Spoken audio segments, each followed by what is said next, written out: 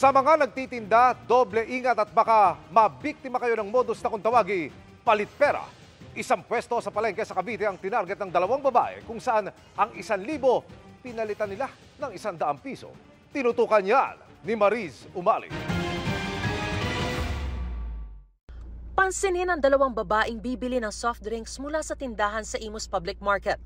Nakapagbayad at nasuklian na sila. Pero sinauli ng dalawa ang pinamili, kaya ang tindera nagbalik din ng pera. Pero pagmasdang muling mabuti ang kuha ng CCTV.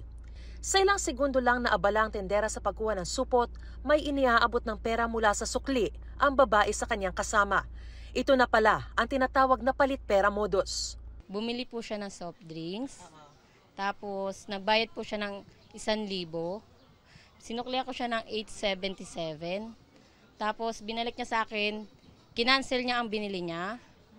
Tapos binalik niya sa akin ng 777 na lang. Balik kinuha niya po yung 100.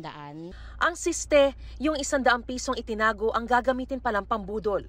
Dahil nang ibalik na ng tindera ang 1,000 pisong ibinayad, agad daw nilang tinago ang 1,000. Pinalitan ng unang itinabing 100, sabay sabing kulang ang perang ibinigay sa kanila. Ang bilis po, binilang ko po yung pera.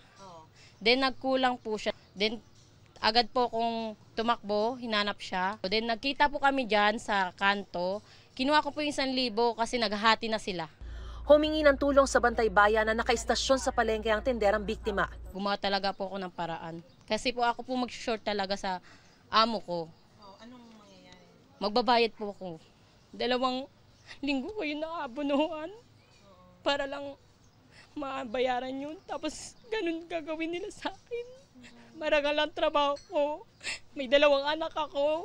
Dadali ko na madaling araw para lang magtrabaho ng marangal. Tapos gagawin nila sa akin to. Bakit maging patas sila? Nakakulong na sa Imus Component City Police Station ang 2 babaeng suspect na naaresto sa isang sugalan. Pero tumanggi silang magbigay ng pahayag. No comment po. Dinideny nila. Nung pinakita na namin yung CCTV, tsaka sila lumuhod. Tapos nagmakaawa na magikulong. Sabi ko po, tuluyan para magsilbing aral sa iba. Ayon sa Imus Police, hinihintay na lang nilang magsampa ng formal na reklamo ang mga biktima. Kasong swindling ang maaaring kaharapin ng mga suspect. Panloloko dito sa mga tao, nililito po nila yung sa modus po na ginagawa nitong dalawa. Isa po yan sa tinututukan natin dahil alaman nga po natin ang kalimitan pong ganitong modus, isa pong organized crime na talagang may mga naghahawak na sa kanila, may mga samahan na grupo para gumawa po ng ganitong mga modus. Lumabas din na noong Oktubre at Nobyembre na biktima na rin daw sila pero iba ang mga suspect na nahuli rin kalaunan. Para sa GMA Integrated News, Mariz Umali, nakatutok, 24 oras.